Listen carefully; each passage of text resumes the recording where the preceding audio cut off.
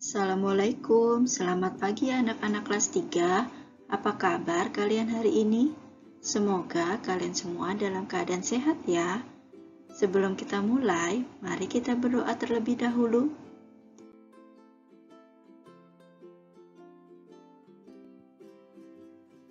Pada kesempatan kali ini, kita akan belajar materi bersama dengan Bu Ulfah, tema 3, subtema 1 tentang benda di sekitarku, kelas 3 SD.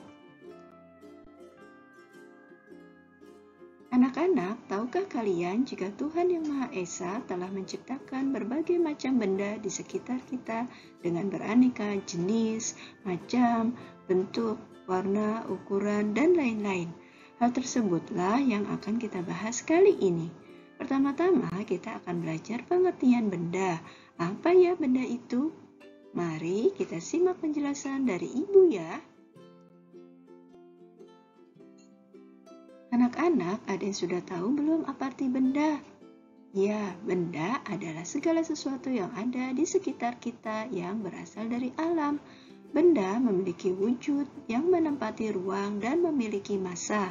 Massa artinya jumlah suatu benda, misalnya banyak, sedikit, berat, dan ringan. Kemudian, massa dapat dihitung dengan cara ditimbang dengan bantuan alat ukur massa, seperti timbangan, neraca, dan lain-lain. Anak-anak, di dalam kehidupan sehari-hari, benda sering kita sebut dengan kata barang atau objek atau zat ataupun materi. Sebenarnya, apa ya yang akan membedakan suatu hal itu benda dan bukan benda? Apa sajakah wujud benda itu? Mari kita simak kembali. Anak-anak, berikut adalah cara membedakan benda dan bukan benda. Kalau benda memiliki ciri-ciri sebagai berikut: menempati ruang, memiliki massa atau berat, dan memiliki wujud. Yang bukan benda, ciri-cirinya adalah tidak menempati ruang, tidak memiliki massa atau berat, dan tidak memiliki wujud. Coba kalian perhatikan gambar di tengah ini. Ada panas, api unggun, kemudian minyak goreng, cahaya lampu, ember, es, balon, suara, radio, dan hewan. Nah, yang dilingkari ini adalah bukan benda, sedangkan yang tidak dilingkari adalah benda. Bagaimana? Sudah paham atau belum? Kita lanjut lagi ya. Lalu kita akan belajar tentang jenis-jenis benda. Jenis benda dibagi menjadi dua, yaitu yang pertama benda mati, artinya seluruh benda yang tidak memiliki ciri-ciri kehidupan. Contohnya seperti batu, buku, kursi, meja, tanah, dan lain-lain. Kemudian yang kedua ada benda hidup. Benda hidup artinya seluruh benda yang memiliki ciri-ciri kehidupan, seperti bernafas, berkembang biak, membutuhkan makan dan minum, bergerak, dan peka terhadap rangsangan. Contohnya seperti ada di manusia, hewan, dan tumbuhan.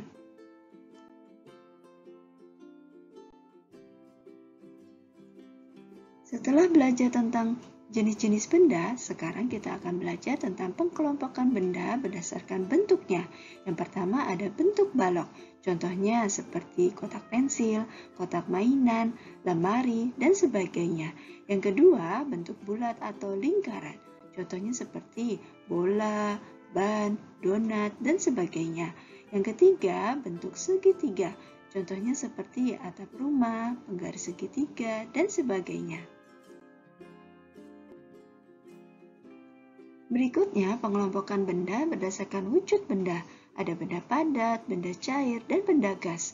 Pertama-tama kita akan artikan dulu apa itu benda padat ya. Benda padat artinya benda yang bentuknya tidak dipengaruhi oleh wadahnya. Bentuknya tetap dan memiliki volume tetap dengan kerapatan yang tinggi. Contohnya seperti pensil, buku, kursi, meja, tanah, dan lain-lain. Berikutnya ada benda cair. Benda cair adalah benda yang mempunyai sifat bentuk benda yang mengikuti bentuk wadahnya. Seperti air disimpan di dalam botol akan berbentuk seperti botol, kemudian dituangkan ke dalam ember akan bentuk seperti ember. Contohnya seperti kecap, sampo, minyak, air, dan lain-lain. Kemudian ada benda gas. Benda gas artinya benda yang mempunyai sifat benda mengisi seluruh ruangan yang ditempatinya. Contohnya seperti gas oksigen untuk bernafas, gas karbon dioksida dari asap kendaraan bermotor, kemudian gas helium untuk balon udara, dan lain-lain.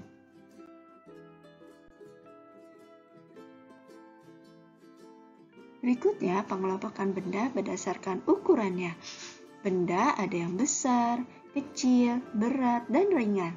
Contoh yang besar yaitu seperti truk pasir, truk pengangkut semen, pesawat terbang, dan sebagainya. Kemudian benda yang kecil contohnya seperti pasir, gula pasir, garam, dan sebagainya.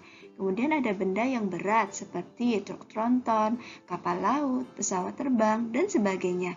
Kemudian ada benda yang ringan seperti kapas, debu, serbuk sari pada bunga, dan sebagainya.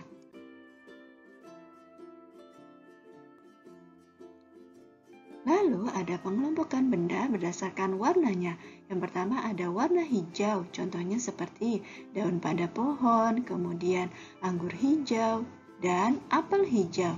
Yang kedua ada warna merah, contohnya seperti apel merah, stroberi, dan kaus merah. Kemudian yang ketiga ada warna kuning, contohnya seperti bola voli berwarna kuning, kemudian payung berwarna kuning, dan mangga yang berwarna kuning. Kemudian yang keempat ada warna biru, contohnya seperti sepatu warna biru, topi warna biru, dan tas yang berwarna biru. Dan ada masih banyak lagi warna-warna lainnya pada benda-benda tersebut. Kemudian ada pengelompokan benda berdasarkan kekuatannya. Yang pertama ada yang benda kuat sekali, contohnya seperti intan permata, baja, dan sebagainya. Kemudian ada benda yang rapuh, ya contohnya seperti kertas, debu, kapas, dan sebagainya. Lalu pengelompokan benda berdasarkan keadaan permukaannya. Ada benda yang permukaannya halus, contohnya seperti kapas, bulu, dan kertas. Kemudian ada yang permukaannya kasar, contohnya seperti amplas, batu, pasir, kulit durian, dan lain-lain. Kemudian ada yang permukaannya licin, contohnya seperti permukaan piring, gelas, sendok, garpu, dan lain-lain. Ada lagi yang permukaannya kesat, contohnya seperti keset, karpet, dan lain-lain. Lalu ada pengelompokan benda berdasarkan bahan penyusunnya. Ada benda yang terbuat dari kertas. Bahan dasar pembuat kertas adalah kayu yang berasal dari pohon, di mana potongan kayu dipanaskan menjadi bubur kertas atau disebut dengan pulp. Setelah itu diolah menjadi lembaran kertas. Jenis kertas antara lain ada kertas karton, kertas HVS, dan kertas koran. Contoh penggunaan kertas seperti pada surat kabar, layang-layang, membungkus benda, dan lain-lain. Kelebihan kertas yaitu lebih ramah lingkungan, kertas mudah dibentuk, mudah menyerap tinta ketika dicetak, ringan dan mudah diangkut dan dapat didaur ulang. Kekurangan kertas yaitu kertas berasal dari serat alam, bahan kertas menjadi mudah sobek. Kertas yang meninggalkan bekas yang kurang indah bila terkoyak atau terlipat.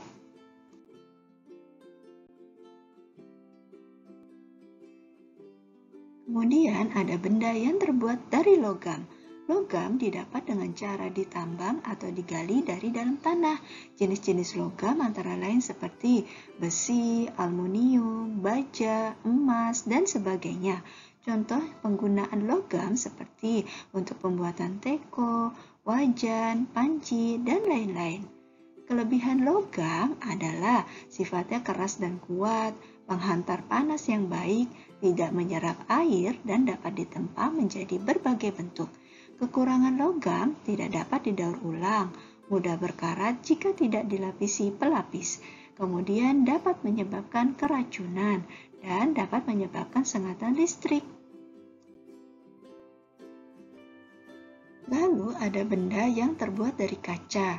Kaca dibuat dari pasir silika atau pasir kaca yang dipadatkan. Jenis kaca antara lain seperti kaca patri, kaca bening, kaca es atau kaca buram, kaca warna, dan sebagainya. Contoh penggunaan kaca seperti untuk jendela, gelas, mozaik kaca, akuarium, dan lain-lain. Kelebihan kaca sifatnya kedap air, tembus cahaya, dan mudah dibersihkan. Kekurangan penggunaan kaca yaitu mudah pecah, cenderung lebih berat, tidak semua bahan kaca dapat didaur ulang. Lalu ada benda yang terbuat dari karet. Karet dibuat dari lateks atau getah karet dari pohon karet. Jenis karet antara lain seperti karet BR, silikon, dan lain-lain. Contoh penggunaan karet seperti untuk alas kaki pada sendal, sepatu, kemudian pembuatan ban, bola, dan lain-lain. Kelebihan penggunaan karet yaitu sifatnya lentur dan kuat, tidak menghantarkan panas, kedap air, dan mudah dibentuk. Kekurangan penggunaan karet yaitu mudah terbakar, tidak tahan lama, mudah rusak karena mudah meleleh.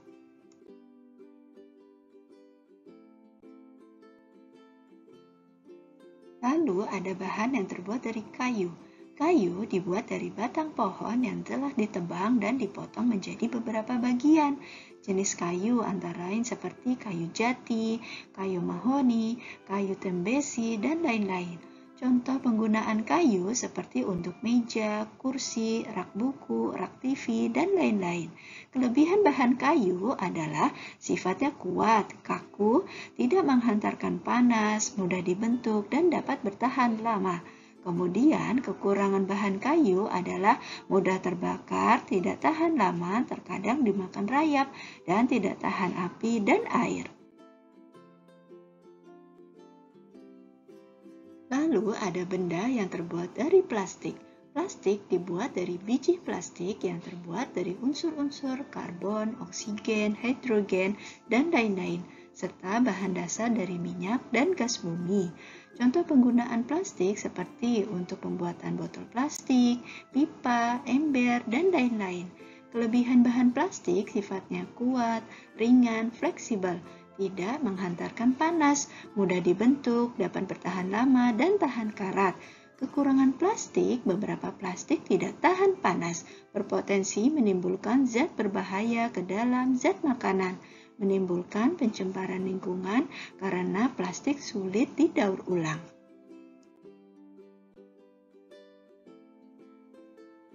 Anak-anak, apa ya yang akan terjadi jika sampah atau limbah dari penggunaan bahan-bahan seperti logam, kayu, karet, ataupun plastik banyak sekali di sekitar kita? Apa akan menimbulkan pencemaran lingkungan? Bagaimana ya cara mendaur ulang limbah tersebut? Mari kita simak kembali. Anak-anak, berikut adalah cara-cara untuk mengurangi limbah dari penggunaan bahan-bahan tersebut, terutama terbuat dari bahan plastik. Yang pertama ada reduce. Reduce artinya mengurangi segala sesuatu yang dapat mengakibatkan penumpukan sampah. Caranya dengan mengganti sedotan plastik dengan sedotan berbahan dasar logam atau mengurangi penggunaan sedotan plastik. Yang kedua ada membawa tas belanja kain sendiri saat berbelanja. Yang ketiga membawa botol minuman sendiri. Kemudian ada reuse. Reuse artinya menggunakan kembali sampah yang masih dapat digunakan untuk fungsi yang sama atau fungsi lainnya. Caranya adalah dengan memakai tempat makan yang sama berulang-ulang. Yang kedua, memakai botol plastik sebagai pot tanaman. Yang ketiga, memakai alat makan yang dapat dicuci dan digunakan kembali. Kemudian yang ketiga adalah recycle. Recycle artinya mengolah kembali atau daur ulang sampah menjadi barang atau produk baru yang bermanfaat. Contohnya yaitu mendaur ulang plastik menjadi sebuah kerajinan tangan. Yang kedua, mendaur ulang botol plastik menjadi peralatan plastik lainnya. Yang ketiga adalah mendaur ulang bungkus plastik seperti plastik deterjen, tutup botol untuk digunakan sebagai kerajinan tangan. Nah, sampai di sini penjelasan Ibu sudah jelas atau belum anak-anak? Jika belum jelas, kalian boleh mengulangi video Ibu ini lagi ya. Terima kasih. Sekian pembelajaran dari Ibu. Jaga selalu kesehatan kalian ya, dan tetap semangat belajarnya. Jika kalian suka dengan video ini, silakan like, subscribe, and share. Thanks for watching. Wassalamualaikum.